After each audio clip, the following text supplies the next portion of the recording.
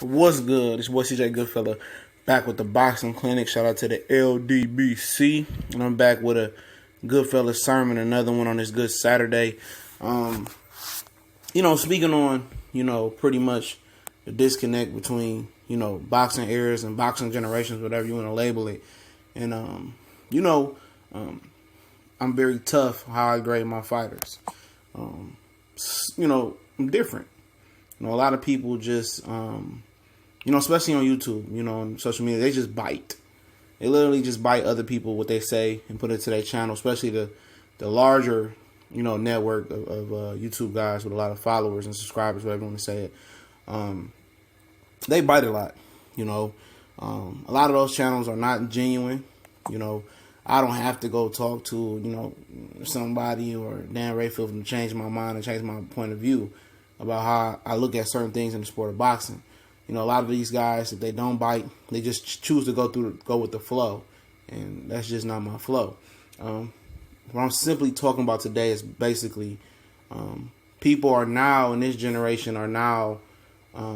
they want to take the quantity of fights over quality of fights. You know what I'm saying?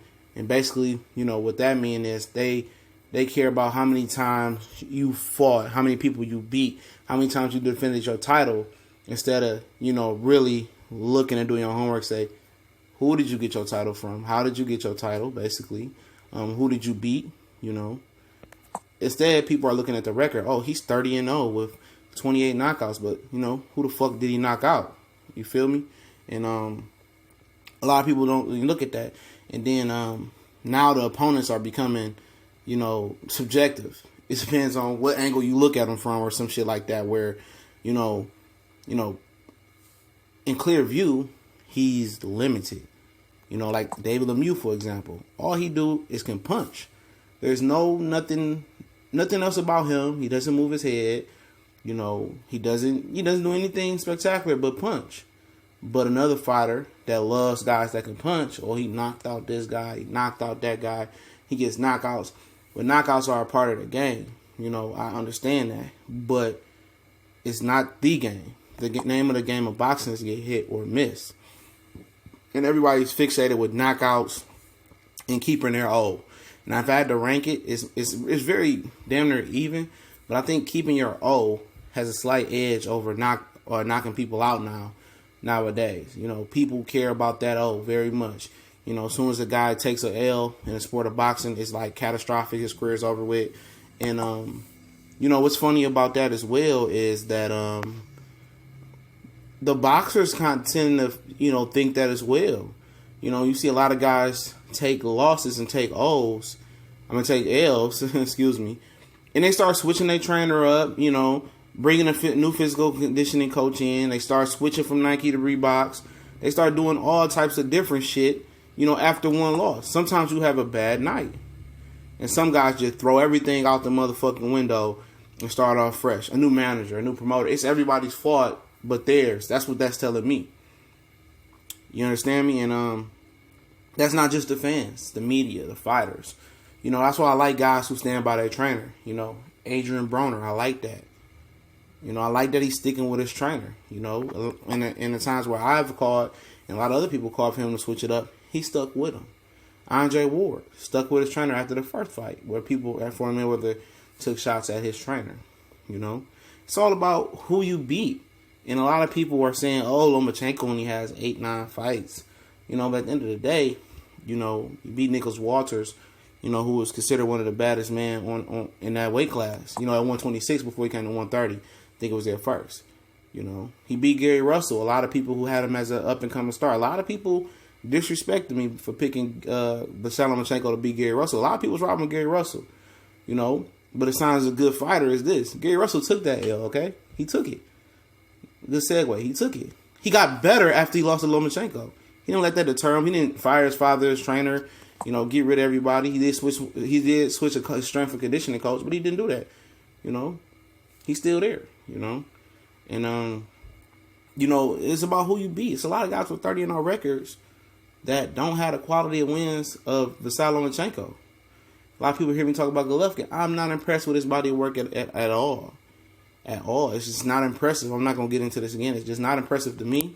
It's more of an indictment on how he's been moved as a fighter, but it is what it is. I prefer Lomachenko's small body of work, but the quality is way better.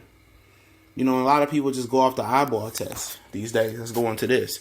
Oh, he looks the part. He looks good. He looks this. Well, Andre Ward looked subpar, or he didn't look, as super as he did versus Kovalev in the first fight, or Errol Spence looked human versus Kell Brook in their fight, or Keith Thurman and Sean Porter looked human in their fight. Of course they look human. You got guys like Terrence Crawford who's fighting Gamboa, Felix Diaz, Delorme, Derry John. They're not on none of those guys' level. Of course, when an Errol Spence steps up in competition to Kell Brook, it's going to be a tougher fight, and he's going to see things. He's going to, stumble in the fight at some time. He's fighting a guy that's damn near his equal in skill level, but he went through that bump in the road and that pothole in the road, and he persevered. He found a way to win. Keith Thurman, Sean Porter. Keith Thurman found a way to win. That's what great fighters do. They don't fight cupcake. And then you guys want to say, oh, they're great. They're great fighters. You have to be a great fighter to beat a great fighter. Yeah, you have some, exceptions. It's always exceptions to the rule.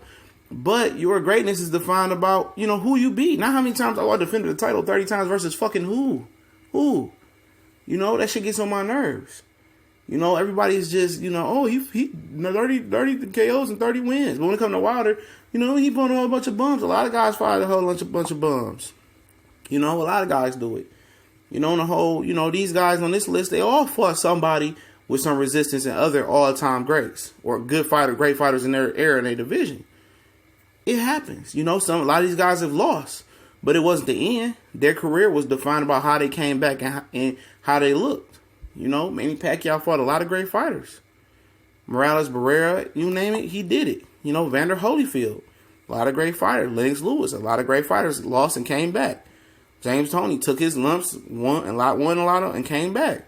Tommy Hearn's been knocked out, came back. It's all about how you come back. It's quality of fights over the quantity. It's your boy CJ.